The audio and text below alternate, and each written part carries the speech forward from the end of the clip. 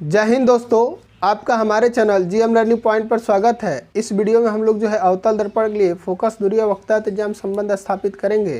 तो आइए देखते हैं। अवतल दर्पण के लिए फोकस दूरी तथा वक्रता त्रिज्या में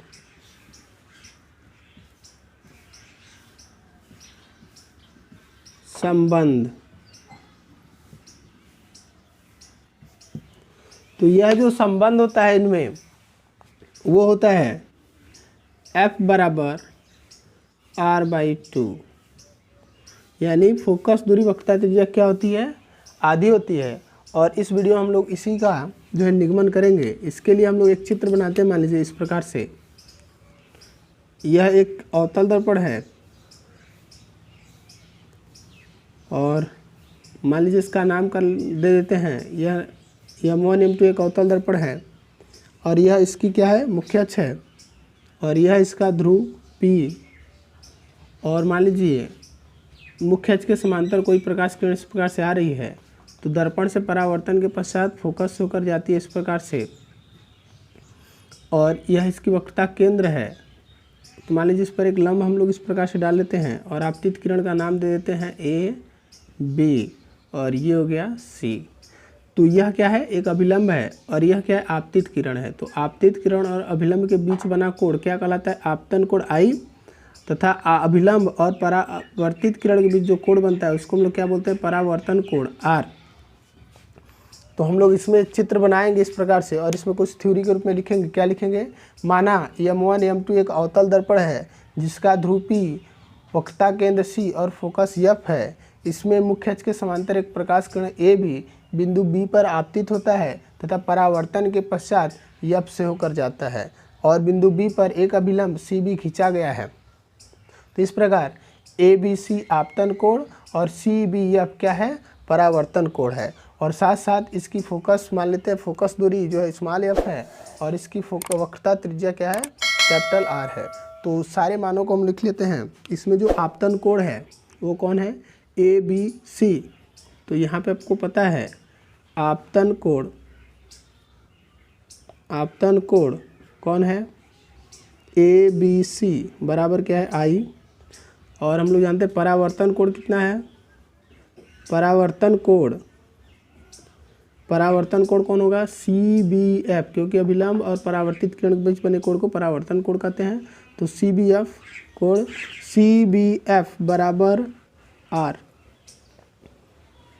ठीक है।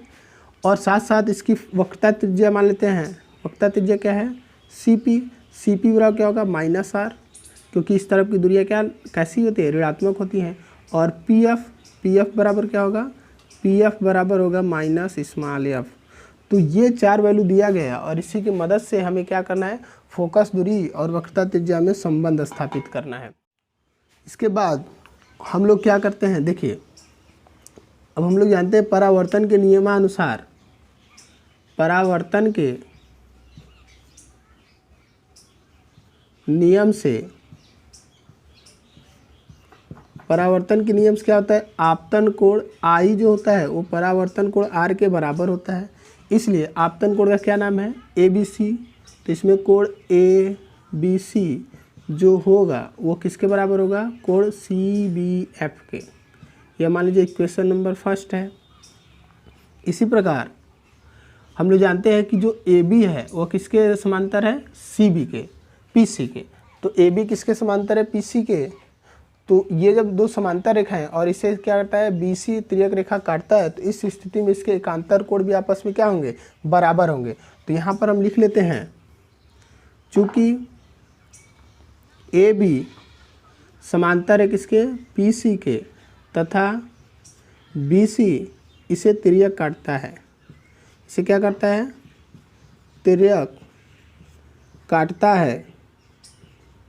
तो इस स्थिति में क्या होगा, इसके एकांतर कोण क्या होंगे बराबर। तो ये देखिए आई जो है ये इसका एकांतर कोण कौन होगा, ये होगा, ये इसका एकांतर कोण है। तो इसका क्या नाम है ए बी सी। तो इस प्रकार से कोण ए बी सी बराबर होगा कोण किसके, बी सी एफ के, कोण बी सी एफ के। Equation number 2। समीकरण 1 और 2 को देखते हैं तो ए बी सी इधर के दो पक्ष बराबर हैं तो इधर के भी क्या होंगे, आपस में बराबर होंगे। तो समीकरण 1 व 2 से, समीकरण 1 व 2 से जो होगा कोण सी बी एफ बराबर होगा कोण B C F. Equation number 3 हो गया। अब हम लोग एक चीज़ पढ़े हैं कि मान लीजिए अगर किसी भी त्रिभुज के, इस प्रकार कोई त्रिभुज है, इसके दो कोण मान लीजिए बराबर हो जाते हैं, ये मान लीजिए ए बी सी है, तो ये कोण अगर इसके बराबर हो जाते हैं तो इनके सम्मुख भुजाएं भी आपस में क्या होती हैं, बराबर होती है। फॉर एग्जांपल इसके सामने भुजा कौन है, ए बी, तो ए बी के बराबर इस कोण के सामने भुजा क्या है, बी सी, तो ए बी बराबर होगा बी सी। तो इसी चीज़ का इसमें प्रयोग किया गया है। अब हम लोग देखिए अगर ध्यान से इस त्रिभुज में, त्रिभुज सी बी एफ में, किसमें, त्रिभुज सी बी एफ में अगर हम लोग सी बी एफ में देखते हैं तो अभी हमें पता होगा कि ये कोण इसके बराबर है, तो इसके सामने की भुजाएं भी क्या होंगी, बराबर होंगी। तो इसके सामने की भुजा कौन है, सी एफ, और इसके सामने भुजा क्या है, बी एफ। तो यहाँ हम लोग लिख सकते हैं B F equal C F, किससे, समीकरण 3 से, समीकरण 3 से। अब मान लीजिए देखिए हमें दर्पण में कोई भी दूरी कहाँ से नापते हैं, सदैव सदैव मुख्य अक्ष से नापा जाता है। कहाँ से नापा जाता है, मुख्य अक्ष पर ध्रुव से नापा जाता है। कोई भी दूरी कहाँ से नापते हैं दर्पण में, सदैव ध्रुव से नापते हैं। तो ये देखिए बी एफ है, तो बी एफ ये देखिए ध्रुव के ऊपर है, तो इसलिए हमें क्या करना होगा, इस बिंदु बी को पी के समीप लाना होगा। तो इस स्थिति में हम मान लेते हैं कि ये जो दर्पण है इसका द्वारक क्या है, काफ़ी छोटा है, तो उस स्थिति में जो बी होगा वो पी के अत्यधिक समीप होगा, यानी कह सकते हैं बी जो है पी पर ही स्थित होगा। तो हम यहाँ लिख लेते हैं, माना यदि लिख लीजिए, यदि दर्पण का द्वारक छोटा हो तो बिंदु बी पी के अत्यधिक समीप होगा। अत्यधिक क्या होगा, समीप होगा। तो उस कंडीशन में जो होगा बी पी पर ही होगा। तब हम लोग अगर बी अगर पी पर आ जाता है तो जो बी एफ है वही क्या होगा, पी एफ होगा।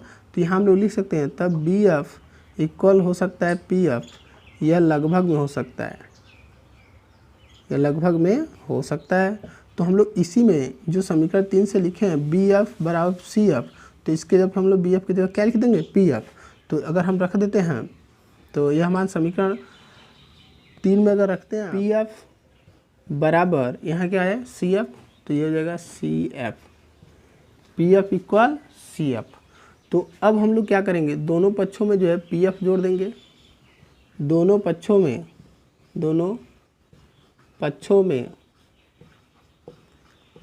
पी एफ जोड़ने पर, तो हम लोग दोनों पक्षों में क्या जोड़ देते हैं, पी एफ। तो पी एफ अगर जोड़ते हैं तो यहाँ पे जोड़ेंगे पी एफ, तो ये हो जाएगा P F plus P F बराबर C F plus P F. अब हम लोग देखिए यहाँ जो इस चित्र में अगर हम लोग ध्यान से देखते हैं तो जो यहाँ पर देखिए ये क्या है, इस प्रकार से यहाँ मान लीजिए ध्रुव है P और इधर एफ है और इधर क्या है, C है। तो यहाँ ध्यान रखिएगा अगर हम PC की बात करते हैं, PC पूरा ये है, तो PC बराबर हम लोग क्या लिख सकते हैं, PC बराबर लिख सकते हैं CF प्लस PF, है ना। तो हम लोग CF प्लस PF की जगह पे क्या लिख सकते हैं, PC लिख सकते हैं। तो यहाँ पे लिख देते हैं हम लोग, और ये PF क्या हो जाएगा, 2PF बराबर हो जाएगा PC। अब हम लोग मान रख देते हैं, तो देखिए यहाँ पे मान दिया है, PC का मान माइनस है और PF का मान माइनस CF, तो ये हम मान यहाँ रख देते हैं। तो मान रखने पर यहाँ लिख लेते हैं, मान रखने पर, तो अगर हम लोग मान इसमें रख देते हैं तो क्या जाता है, तो ये हो जाएगा 2 ब्रैकेट में माइनस F बराबर माइनस R। तो अब हम लोग क्या करेंगे, दोनों तरफ माइनस से तो हटा देंगे, तो ये आ जाएगा 2F इक्वल R। तो ये आ जाएगा F बराबर r/2।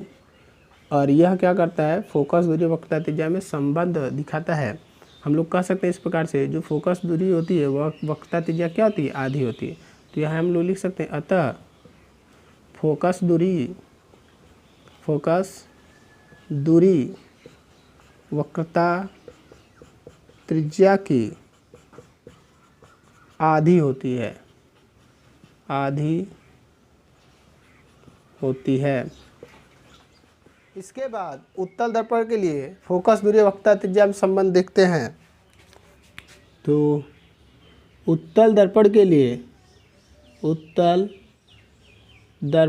लिए फोकस दूरी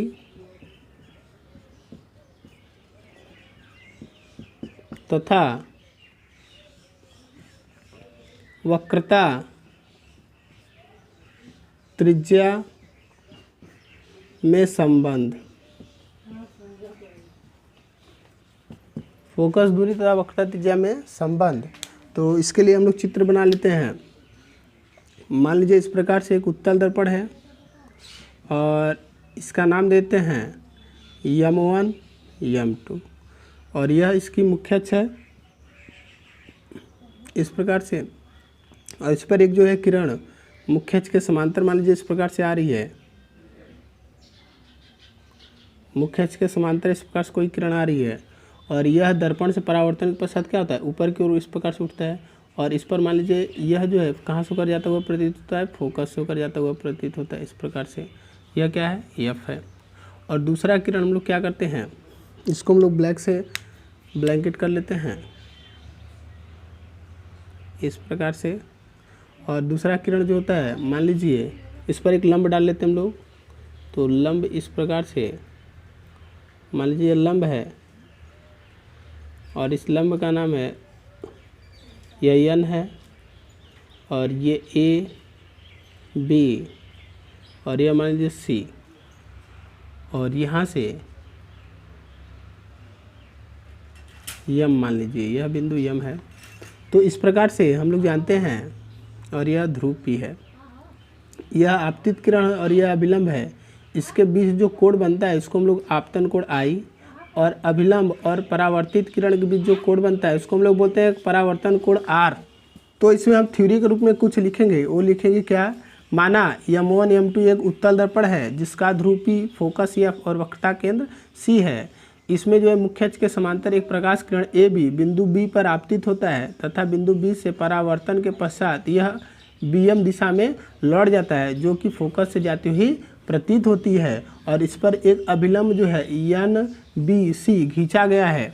और इस प्रकार ABN जो है आपतन कोण और NBM क्या है, परावर्तन कोण है। और मान लेते हैं इसकी जो फोकस दूरी है वो स्मॉल f और इसकी वक्रता त्रिज्या कैपिटल R है। और इसमें जो मान दिया है हम लोग उसको लिख लेते हैं। इसमें जो दिया है यह है ABN, तो कोण ABN क्या है, आपतन कोण। तो हम लोग लिख लेते हैं इसमें आपतन कोण ABN बराबर I और परावर्तन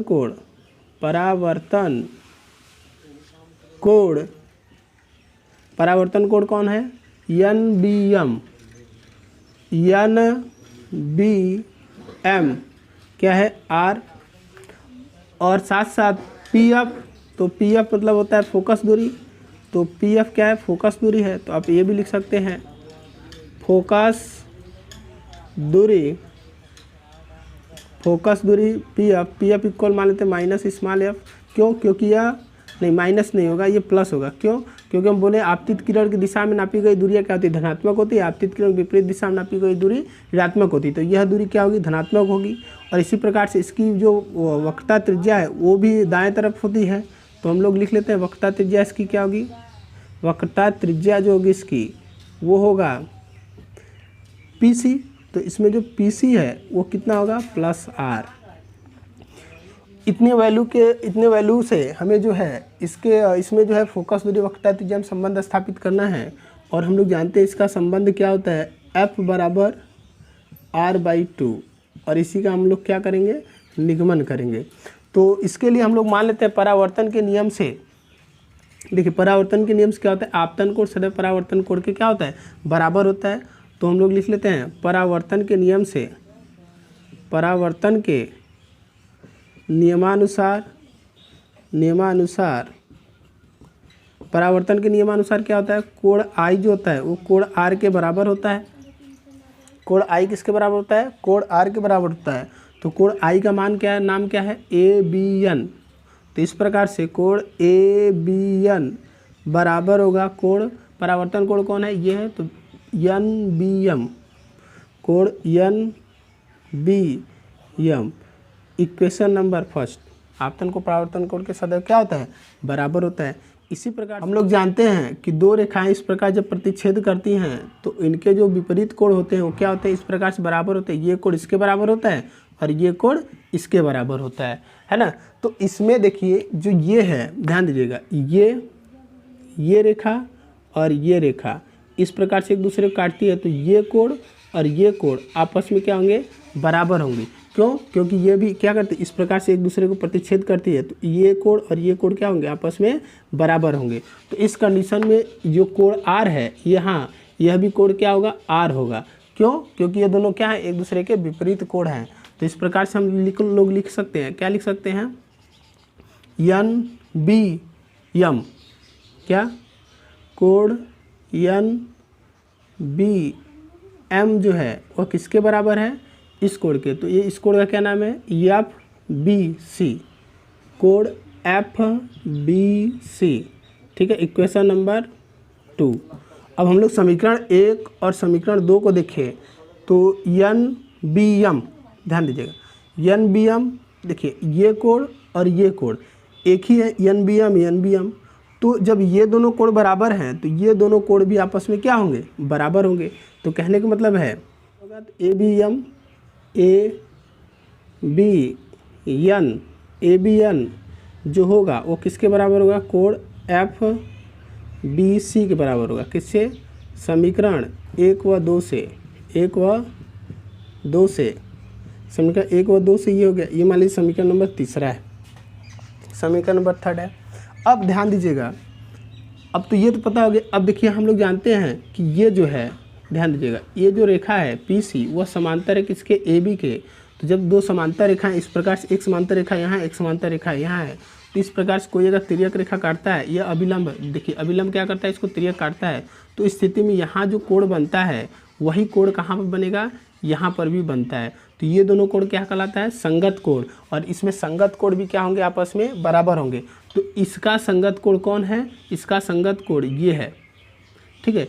तो इस प्रकार से हम लोग लिख सकते हैं, क्या लिख सकते हैं, चूँकि ए बी समांतर है किसके, पी सी के, तथा तिर्यक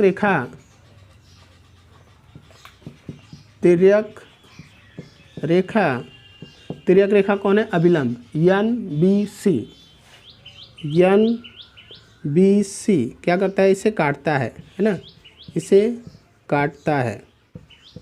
तो जब इसे काटता है तो इसके क्या होंगे, संगत कोण आपस में क्या होंगे, बराबर होंगे। तो इसका संगत कौन है, ए बी एन, कोण ए बी एन बराबर होगा कोण किसके, एफ सी बी के, कोण एफ सी बी। ये कौन से कोण है, संगत कोण है, तो यहाँ लिख लेते हैं संगत कोण, ठीक है, संगत कोण है। और यह मान लेते हैं समीकरण नंबर 4। तो समीकरण 3 व 4 को देखें, इसको और इसको देखते हैं, तो ये दोनों पक्ष बराबर है, तो ये दोनों पक्ष भी क्या होंगे, बराबर होंगे। तो पुनः हम लोग लिख लेते हैं समीकरण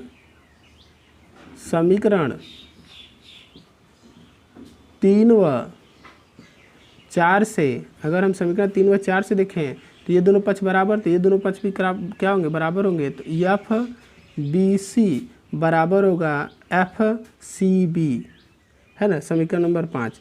तो कहने का मतलब है, अब इसमें ध्यान रखिएगा, ये कोण इसके बराबर है, ये कोण किसके बराबर, इसके बराबर। तो हम लोग जानते हैं यह क्या है, एक त्रिभुज है। इस प्रकार से क्या है, यह एक त्रिभुज है। तो हम लोग इसी में त्रिभुज में देखते हैं, कौन से त्रिभुज का क्या नाम है, एफ बी सी, त्रिभुज एफ बी सी में, त्रिभुज एफ बी सी में हम लोग क्या देखते हैं कि इसके दो कोण क्या हैं, आपस में बराबर हैं, ठीक है।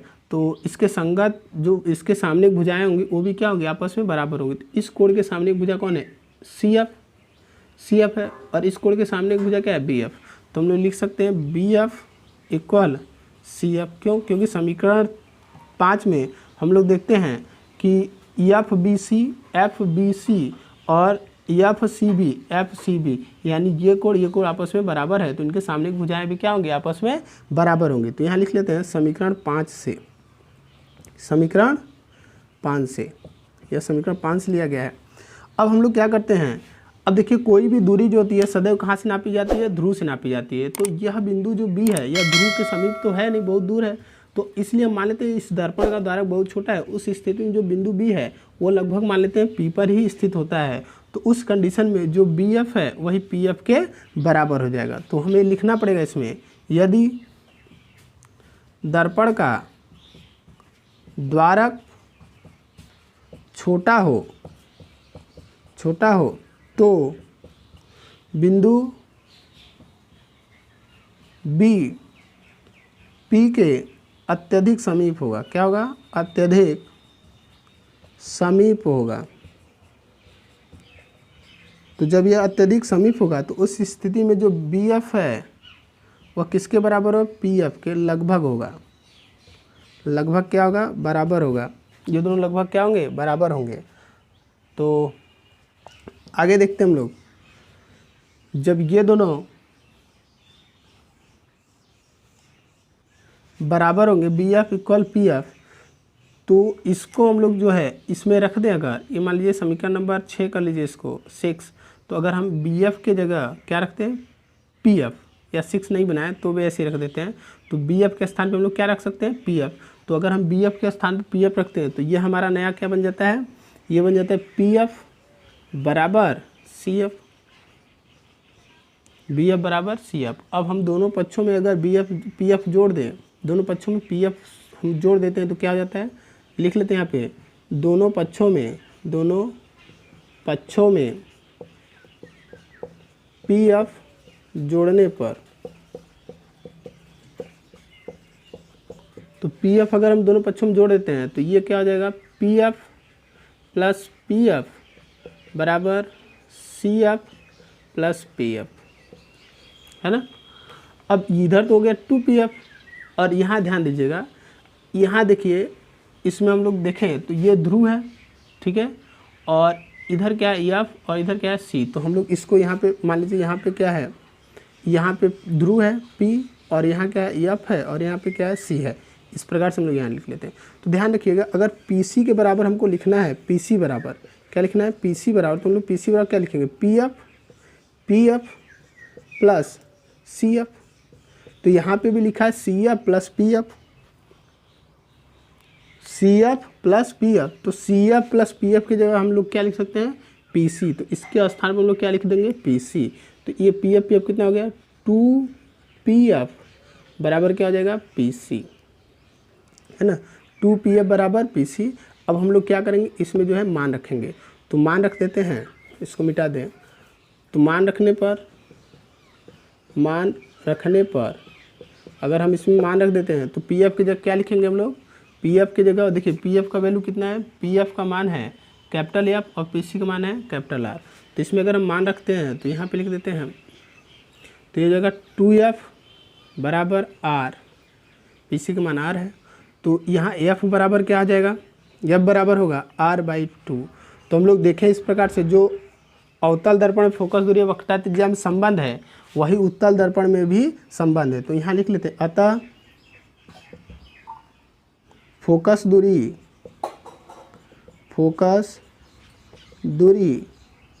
वक्रता त्रिज्या की आधी होती है। क्या होती है, आधी होती है। फोकस दूरी वक्रता त्रिज्या की आधी होती है। तो नेक्स्ट वीडियो में हम लोग जो है अवतल दर्पण के लिए यूवीएफ में संबंध और उत्तल दर्पण के लिए यूवीएफ में संबंध ज्ञात करेंगे, जो कि बहुत ही इंपॉर्टेंट है, और साथ साथ यह थ्योरम भी बहुत इंपॉर्टेंट है, इसलिए इस पर विशेष ध्यान दीजिएगा। तो आज के लिए बस इतना ही, मिलेंगे नेक्स्ट वीडियो में।